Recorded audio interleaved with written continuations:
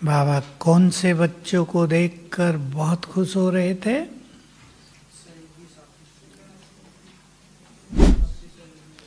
दिल तख्त नशीन, साथी सहयोगी।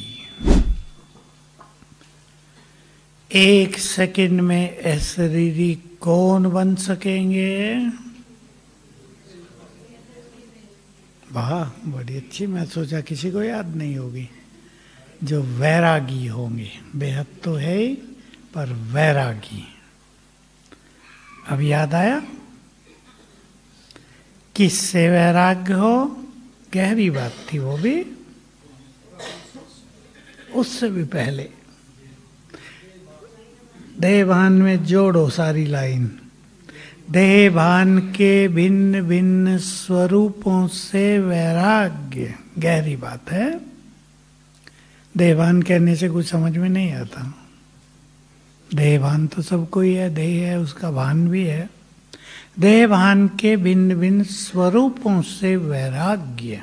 उदाहरण, हम देह में रहते हैं तो देह को ही देखते हैं, देह से ही बात करते हैं, देह की पालना में रहते हैं। पालना तो देह की करनी होती है, 84 जन्म।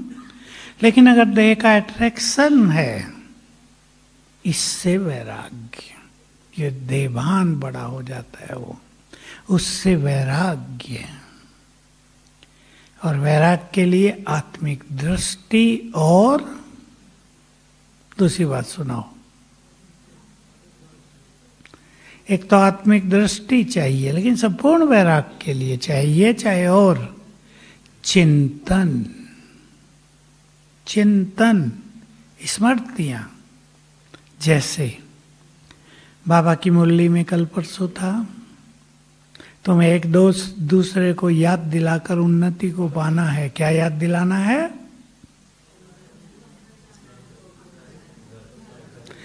ये ड्रामा पूरा हो रहा है।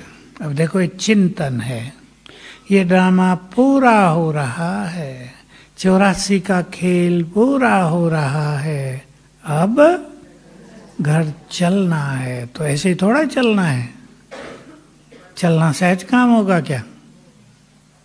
चलना सहज काम नहीं होगा। भरपूर होने के अलावा मोहों को जो छोड़ेंगे वो तो चलेंगे सहज। जिनसे मोह होगा, क्या होगा? वो जिनसे मोह है वो उसे जाने ही नहीं देंगे। ये सूक्ष्म गति काम करेगी। अब माताओं में मोह ज्यादा होता है, भाइयों में? सब एक साथ बोल रहे, माताओं में।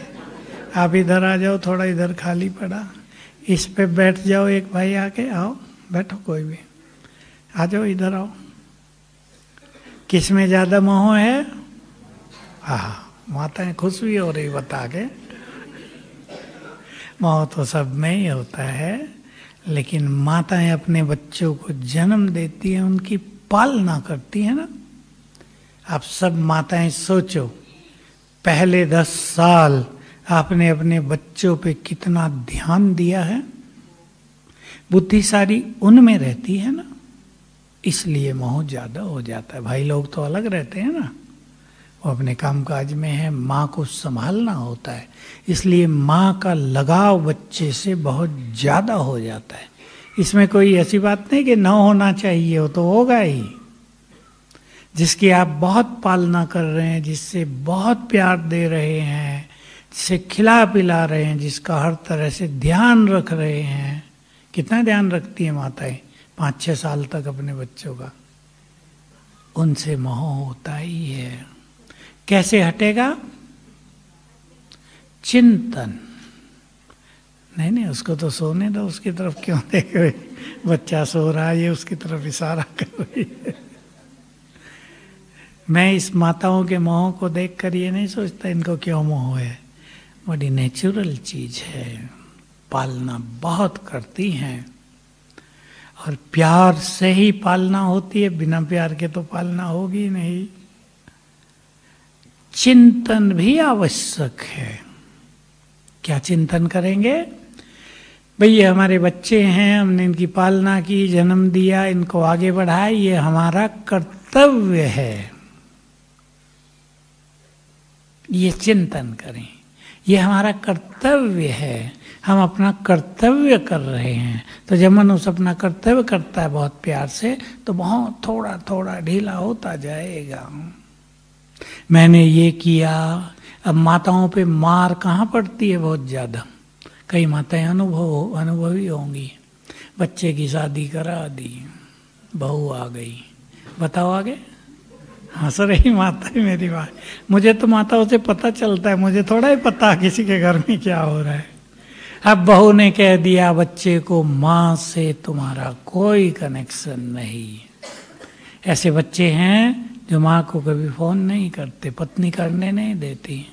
अब तब माताओं पे जो दबाव आता है, जो दिल दुखता है, जो मोहों को कष्ट पहुंचता है, वो बहुत भारी होता है।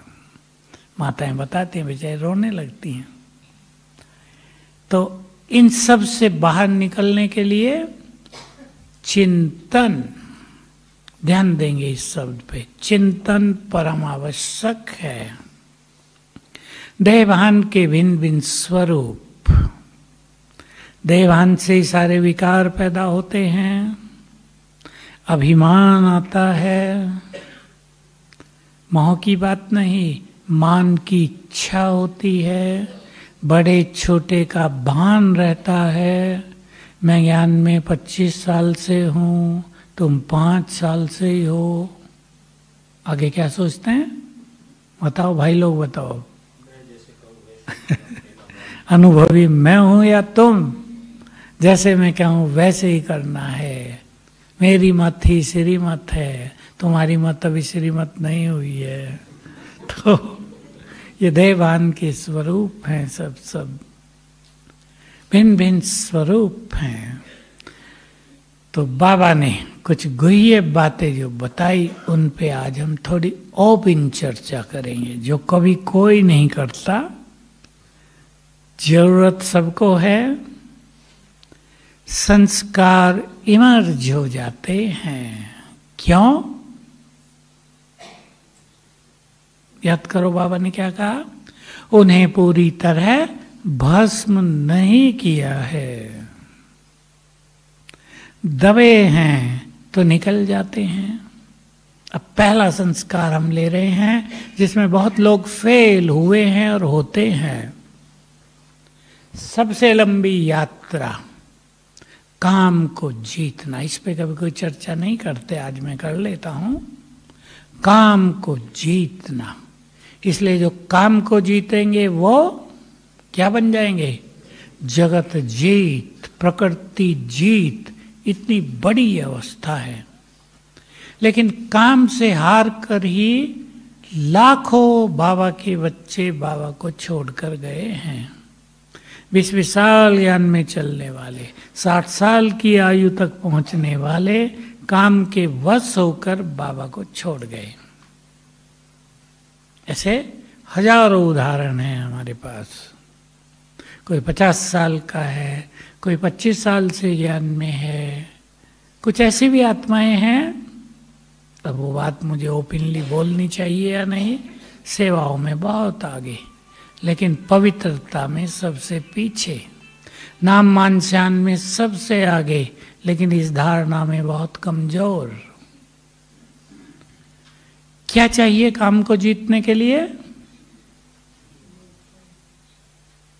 बाबा ने बहुत अच्छी बात कल एक और कही, एक लाइन छोटी सी, हम ही थे हम ही बनेंगे। इसलिए और संस्कारों के साथ, जिसने काम वासना के संस्कारों को पहले तो दबाया जाता है, फिर उनको भस्म करना होता है। जिसने ऐसा नहीं किया वो फिर से निकल जाते हैं। हम अपनी चेकिंग करेंगे, सभी करेंगे। आप कन्याएं हैं, माताएं हैं, भाई हैं, कुमार हैं, अधर कुमार हैं, सबको आज चिंतन करना है। काम वासना के यदि संस्कार हैं वो स्वप्नों में जागृत होंगे, बुरे स्वप्न आएंगे। काम वासना के यदि संस्कार हैं तो जब YouTube खोलेंगे क्या इच्छा होगी? बोलो, थोड़ी मैं ओपन चर्चा करा रहा हूं आज। क्या इच्छा होगी? सुरेश से पूछता हूं, ये तो कुमार है, इसको वो इच्छाएं नहीं है। वही सीन देखें, तृप्त होंगे। हमें इनको नष्ट करना है। आकर्षण होगा, भारी लगेगा पवित्र होना, सोचेंगे लौट चले उसी दुनिया में। कईयों के संस्कार इस जन्म में बहुत गंदे रहे हैं, अति विकारी हैं कई लोग। ये बाबा सुनाया करते थे साकार में। कई बच्चे कहते हैं बाबा ये धारणा होती ही नहीं हमें, तो आगे बोल देते थे, वो मैं नहीं बोलूंगा। तुम पूर्व जन्म में ऐसे ऐसे रहे होंगे। तो हमें इन संस्कारों को भस्म करना है, दबाना तो पड़ता है। मैं और भी उदाहरण दे देता हूं। सन्यासियों के पास कोई ज्ञान नहीं है, ब्रह्मचर्य धारण करके सन्यास ले लिया, आगे का कोई ज्ञान नहीं कि इसको नेचुरल कैसे बनाया जाएगा। हमें मिलती है पवित्र बनने के बाद पवित्रता की शक्ति। पवित्रता हमारा तेज बन जाता है, पवित्रता हमारी दिव्यता बन जाती है, क्योंकि ज्ञान और योग दोनों हमारे पास बहुत रहते हैं। जो जितना अभ्यास करेगा उसके अंदर उतनी ही ज्यादा दिव्यता आ जाएगी। लेकिन और जो लोग हैं वहां ये ज्ञान न होने के कारण के पवित्रता को नेचुरल कैसे किया जाए, उसको आगे कैसे बढ़ाया जाए, लोग गिरते रहते हैं। आप सब सुनते होंगे, या अभी बहुतों को क्या पता, विदेशों में बहुत सारी चर्चें होती है ना उनकी, जैसे हमारे यहाँ मंदिर, उनकी चर्च वो होटलों में बदल गई हैं। लोग जाते ही नहीं वहाँ। जैसे यहाँ मंदिरों में पुजारी होते हैं, वहाँ प्रीस्ट होते हैं, उनके लिए ब्रह्मचर्य पालन आवश्यक होता है, कोई मिलता ही नहीं उन्हें। भारत से ले जाते हैं, भारत में जो क्रिश्चियन होते हैं ना, उनके लिए इजी होता है, उनको जाके वहाँ फादर बनाते हैं। तो हमें अपनी अपवित्रता के संस्कारों को भस्म करना है। कैसे भस्म होंगे? दो विधि हम कर रहे हैं। एक विधि है जो सबसे नहीं होती, किसी किसी से होती है, पावरफुल ज्वाला स्वरूप योग, जो मैं जानता हूं, मुझे बोलना नहीं चाहिए, पर वो सबके बस की बात नहीं है।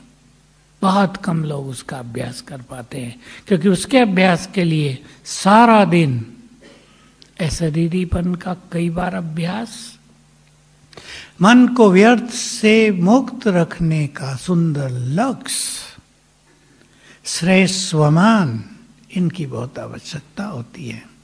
बीज रूप में बाबा से जो शक्तियां मिलेंगी, पवित्र वाइब्रेशंस मिलेंगे, उनसे ही वासनाओं के संस्कार जल के नष्ट हो जाएंगे। जितने जितने हम अशरीरी बनेंगे, कर्मेंद्रियां शीतल होंगी, संस्कार पवित्र होते जाएंगे। सब इनका अभ्यास करेंगे। इसलिए और ओपनली बोल देता हूं, संपूर्ण निर्विकारी आत्माएं संसार में केवल 8 ही बनती हैं। संपूर्ण निर्विकारी, निर्विकारी सब प्योरिटी से भी थोड़ा बड़ा है। बाप समान, जिनकी प्योरिटी वैसी होती है जैसे भगवान की पवित्रता। बाकी 100 विजयी बन जाते हैं, उनकी प्योरिटी बहुत सुंदर होती है। तो इस पर हमें ध्यान देना है। जब बीज रूप अच्छा कर सकते हैं, उन्हें वो करना चाहिए। इसके लिए रोज 2 बार, कम से कम 2 बार परम धाम में जाकर बैठ जाएं आत्मा बनकर। मैं आत्मा चमकती ज्योति और परम धाम में हूं। वहां मेरी लाइट, मेरा तेज और आत्माओं से ज्यादा है। ये संकल्प करके बैठे, अपने को वहां देखें, किरणें फैल रही हैं, ऊपर बाबा है, नीचे मैं हूं, वो ज्ञान सूर्य, मैं मास्टर ज्ञान सूर्य। थोड़ी थोड़ी देर बाद भी आधे आधे मिनट से शुरू करेंगे, फिर 1 मिनट, फिर 3 मिनट। 1 मिनट आप वहां स्थिर होने लगे, तो बहुत बड़ी सफलता हो जाएगी। इससे बहुत सारी चीजें मर्ज हो जाएंगी। जैसे जब आत्मा फाइनली परम धाम में जाएगी, देखो ये सुंदर सा रहस्य सभी को ख्याल में रहे। हमने 5000 साल का पाठ बजाया, वो सब संस्कार हमारे अंदर है ना, पूरा पाठ। हम परम धाम में पहुंच गए तो क्या होगा, वो पाठ सारा समा गया और मर्ज हो गया, समा गया आत्मा में। सब संस्कार सब कुछ समा गए, आत्मा बिल्कुल शुद्ध निसंकल्प निर्विकार निराकार स्थिति में आ गई। ऐसे ही जब हम परम धाम में जाकर बैठेंगे 1 मिनट, तो यही काम शुरू हो जाएगा।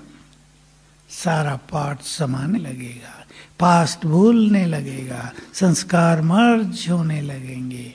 इसलिए बहुत सुंदर साधना है, लेकिन अभ्यास के लिए हमें ध्यान देना ही पड़ेगा। ये नहीं आपे ही हो जाएगा। ये निसंकल्प समाधि है जो सन्यासियों के लिए थी ना, और तब भी हजारों सन्यासी में से कोई एक निर्संकल्प समाधि तक पहुंचता था।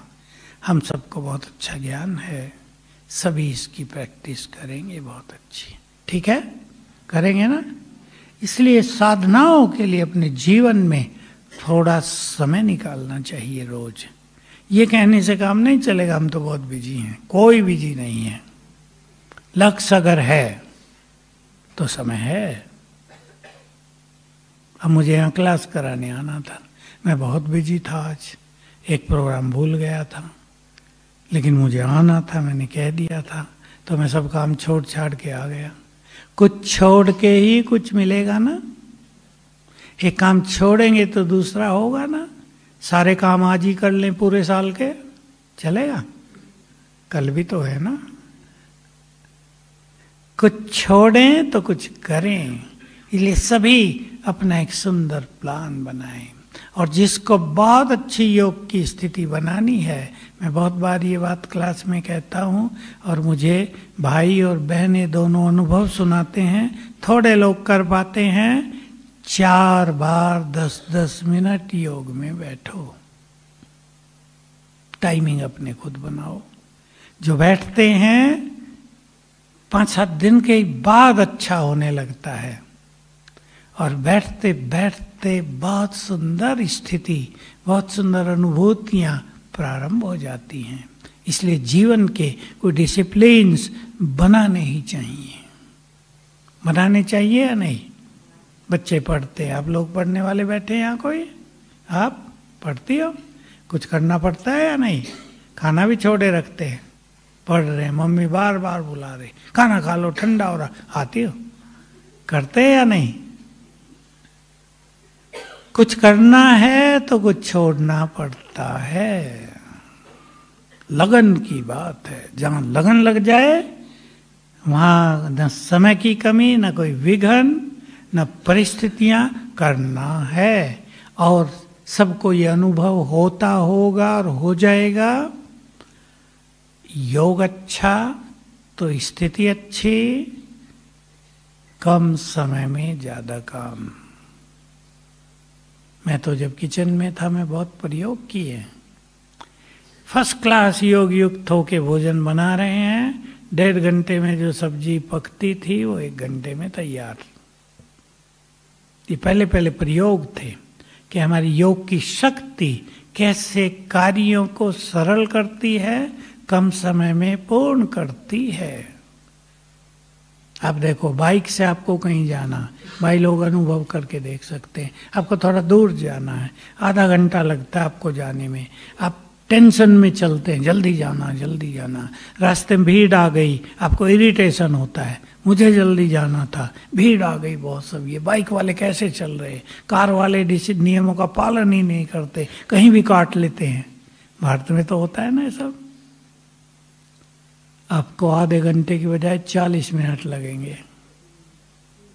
आप फर्स्ट क्लास बाबा का आह्वान करके यात्रा को एंजॉय करते हुए अब बाइक चल रही है, उसका आनंद लेते हुए सहज भाव से चलें, न भीड़ मिलेगी, 30 मिनट की बजाय 25 में पहुंच जाएंगे।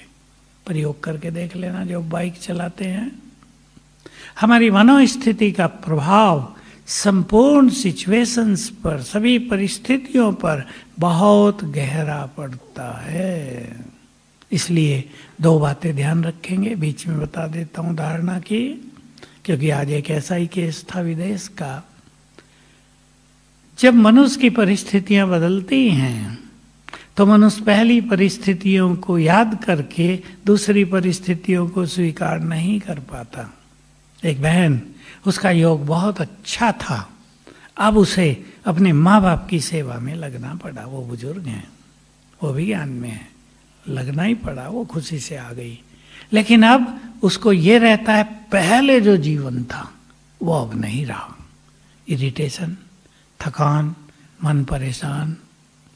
मैंने उसको यही कहा, अभी यहाँ आने से पहले की बात है, मैं उसको समझाया स्वीकार करो।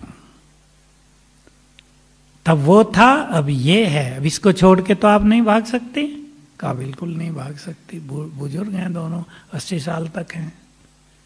जिस परिस्थिति में हम आ गए उसे स्वीकार करके उसी में अपने पुरुषार्थ का मार्ग ढूंढ लो।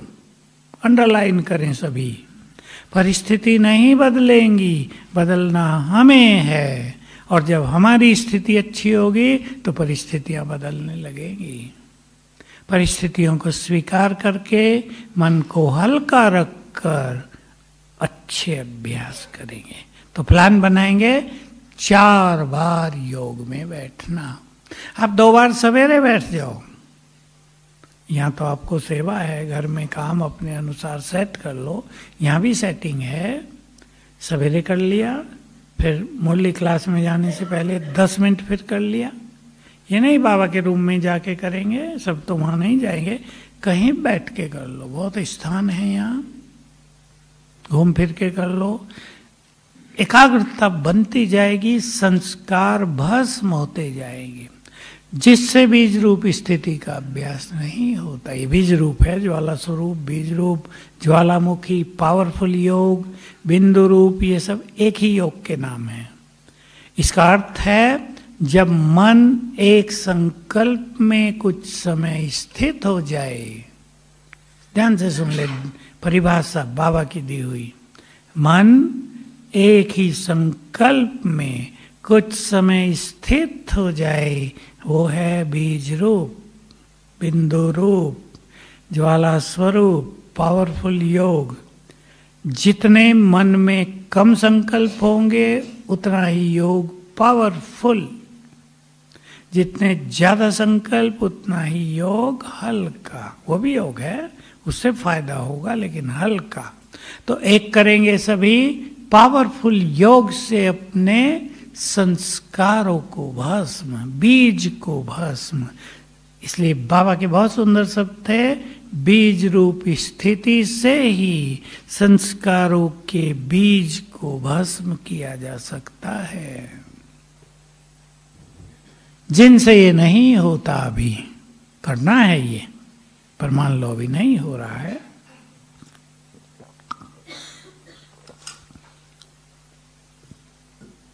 पांच स्वरूपों का अभ्यास। हमारे पांचों ही स्वरूप परम पवित्र हैं या नहीं? आत्मा परम पवित्र, देव स्वरूप परम पवित्र, इष्ट देव देवी परम पवित्र, फरिश्ता परम पवित्र, ब्राह्मण पवित्र बन रहे हैं। तो पांचों ही स्वरूप पवित्र हैं। याद करें, जब हम देवता थे बाबा के शब्द याद किया करें। 5 स्वरूप याद न करें, एक ही स्वरूप को याद करें। बाबा की साकार मुरलियों से आप निकाल सकते हैं बातें, बट बाबा देख कर कहते थे, बच्चे तुम सतयुग में संपूर्ण निर्विकारी देवी देवता थे, स्वीकार कर ले। थे या नहीं थे? भाई लोग बोलो, थे। जितना इसे याद करेंगे वो निर्विकारी स्थिति बढ़ती जाएगी। देव स्वरूप, देवियों का देव स्वरूप देखो, कितने भी सुंदर हो मंदिरों में, कितनी पवित्रता झलकती है उनके चेहरों से। वो हमारा स्वरूप है, हम हैं वो, हम थे ये, हमारी यादगारें हैं ये। और ये पूजन दो ही आधार पे होता है ना, याद कर लो बाबा के महावाक्य, जो आत्माएं पवित्र बनती हैं और बाबा के कार्यों में सहयोग देती हैं, उनका पूजन होता है। आज एक जगह हम गए, वहां एक देवी ऊंट पे भी थी। मैंने कहा देवी की ऊंट की सवारी, मैं तो शायद कभी देखा नहीं था। बकरी की तो है, मुर्गे की भी है, लेकिन आज देखा ऊंट पर सवार है देवी। क्या रहस्य है भाई इसका? ऊंची स्थिति, ऊंट तो टेढ़ा मेढ़ा है। ऊंट रेगिस्तान में तेज दौड़ता है। मैं सोचा रेगिस्तान में इस बहन ने सर्विस की है बहुत। बहन तो पूजनीय है ना, ऊंट पे बैठी है, तो ऊंट पे बैठ के रेगिस्तान में, इधर हमारे जैसलमेर है ना, राजस्थान में ही है, वहाँ ऊंट ही चलते हैं, रेत में ऊंट ही चल सकते। पैर चौड़ा होता है ना नीचे से, तो वो नीचे नहीं जाता, रेत में दौड़ सकता है वो। इसलिए मिलिट्री के पास भी वहाँ ऊंट ही होते हैं, घोड़े नहीं होते। रथ तो ये तो चल ही नहीं सकती गाड़ियाँ, अब तो सड़कें बन गई, लेकिन ऊंटों से ही चलते हैं। तो हमारे पांचों ही स्वरूप परम पवित्र हैं। जब आप परम धाम में बैठे, याद कराया करें अपने को, यहां मैं आत्मा परम पवित्र हूं। आत्मा के पवित्र संस्कार जगने लगेंगे, काम के संस्कार नष्ट होने लगेंगे, क्योंकि वो समय आ गया है जिसको बाबा कहते थे कि अंतिम समय आएगा, कलयुग में विकारों की आंधी चलेगी, उसका प्रभाव आत्माओं पर पड़ेगा, और जिसके अंदर जो जिस विकार के बीज होंगे वो प्रकट हो जाएंगे, फलीभूत हो जाएंगे। जैसे कोरोना में हुआ, बहुतों के साथ बहुत ज्ञान छोड़ के गए, क्योंकि काम वासना के संस्कार जग गए। तो जगे नहीं, इसके लिए उन्हें जलाना है। बोलो तैयार हैं साधना के लिए भाई लोग? ये सबकी जरूरत है। इसमें ये नहीं कि इसमें काम वासनाओं के संस्कार नहीं है, सब में है। जो साधना करेंगे वही उन पर विजयी होंगे। विजयी रतन बनना है। स्वमान ले लें आप, 2, 3, 4, 5, सुन ले स्वमान। मैं विजयी रत्न हूं। चिंतन करेंगे उस पर।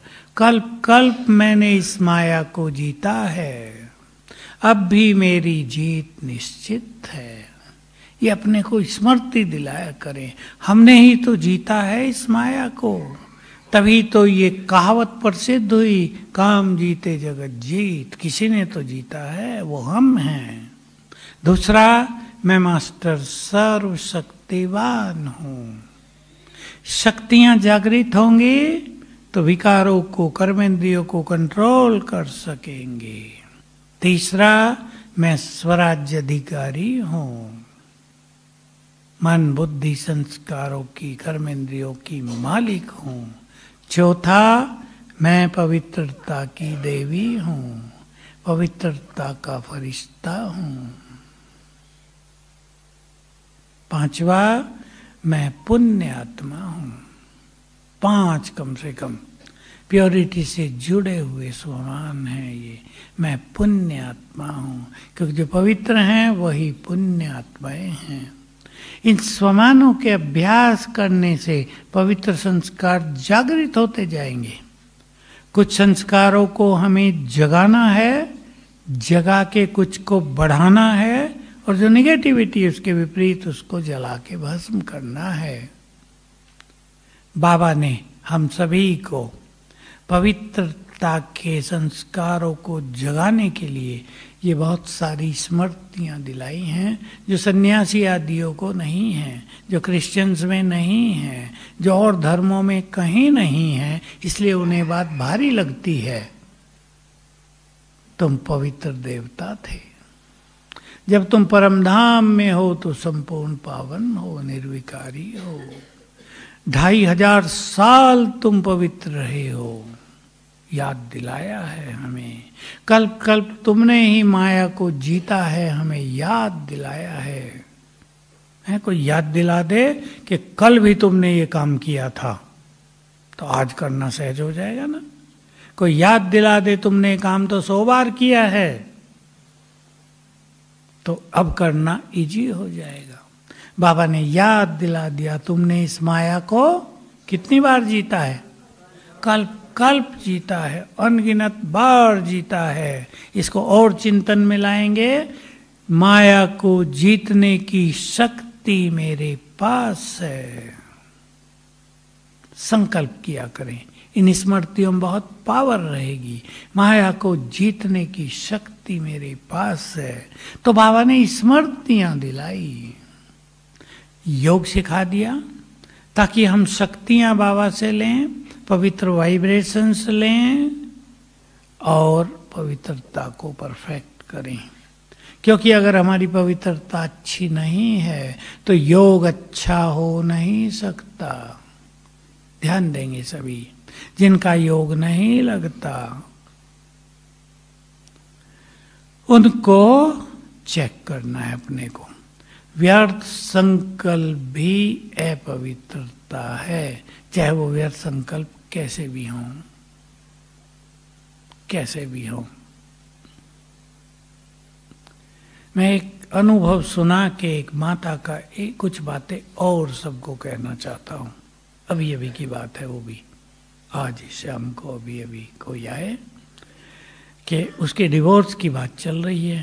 पहले से ही पति का झगड़ा चलता था। अब पति गलत राह पर है, सब समझते हैं आजकल की गलत राहें क्या हैं।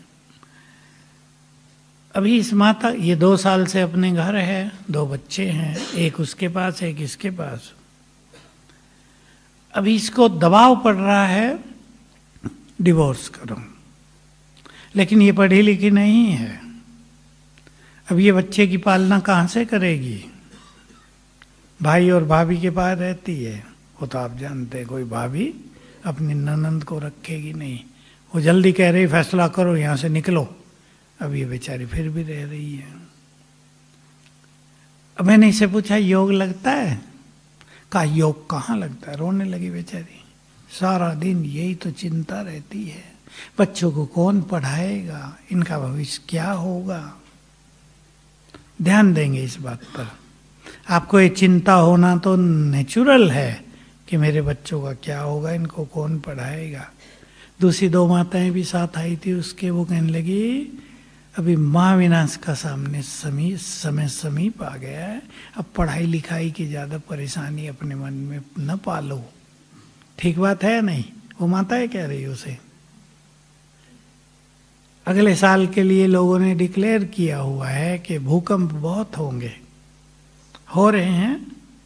नेपाल की तरफ से आते हुए तो एनसीआर कहते हैं ना, दिल्ली और उसके आसपास के एरिया को बहुत भूकंप हो रहे हैं। थोड़े छोटे स्केल पर आ रहे हैं, थोड़े बढ़ भी गए थे, अभी 6 तक पहुंच गया, वो बढ़ गया 8 तक पहुंच गया, तो महाविनाश।